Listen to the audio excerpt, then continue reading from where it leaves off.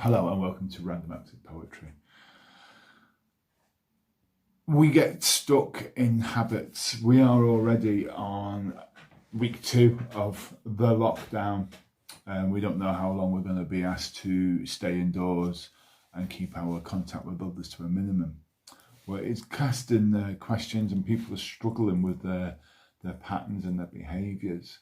And it's not so much that anything has actually changed. It's just that the idea has changed. Yes, we're not majoritively going to work. We are kind of staying at home and keeping our fingers crossed and hoping that this thing blows over. But then we're also having to find ways to entertain ourselves. What can we do? So there's a lot more people out running and walking. Dogs are fitter than they've ever been.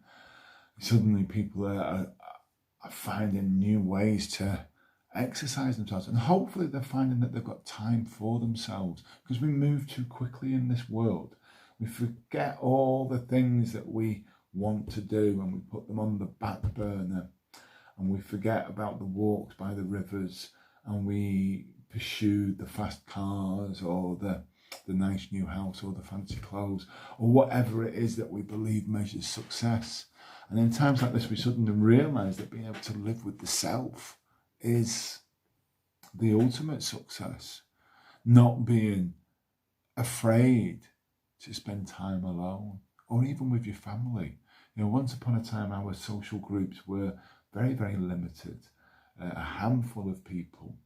And it's in a very limited amount of time that we've had this global connectivity. And we sit there on our devices, believing that we're connected through our social media, touching base with our virtual friends, yet not having a connection with our family, and more importantly, not having a connection with ourselves. And that is ultimately the connection with the self. There is a difference between being alone and loneliness. One is poverty of the self and the other one is enrichment of the self. Enjoy your time with yourself. Take this moment to breathe. Thank you, Matthew, for the inspiration. And here we go. Who are we? What is we and who is I? Glimpses through another's eye are not what you see, only an idea of how they want you to be.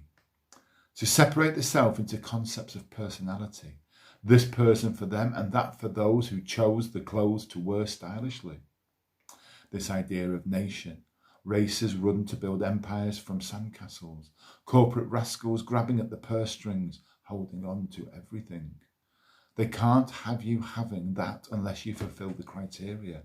Happiness measured in digital figures, that tenacious $1 billion caveat.